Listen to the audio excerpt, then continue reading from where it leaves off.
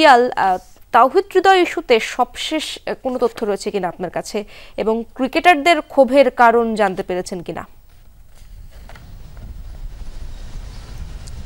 ইসরাত, ধন্যবাদ। ক্রিকেটারদের ক্ষোভের কারণটা জানা যায়নি। দুপুর না, বেলা 11:15টার দিকে তামিম ইকবাল মিরপুরে আসেন।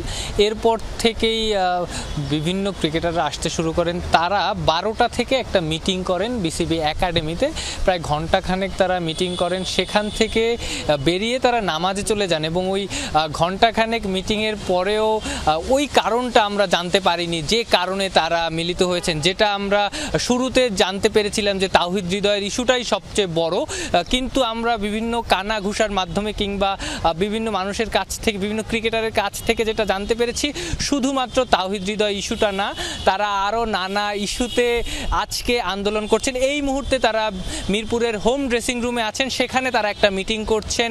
খানিক বাদেই বিসিবি সভাপতি ফারুক আহমেদ এখানে আসবেন, তাদের কথা শুনবেন, তাদের দাবি দেওয়া সম্পর্কে অবগত হবেন, এবং তারপরে তারা একটা প্রেস কনফারেন্স করবেন বলেই আমরা জানতে পেরেছি।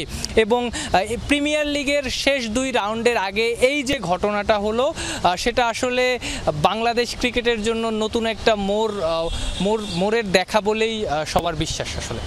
ধন্যবাদ আপনাকে পিয়াল।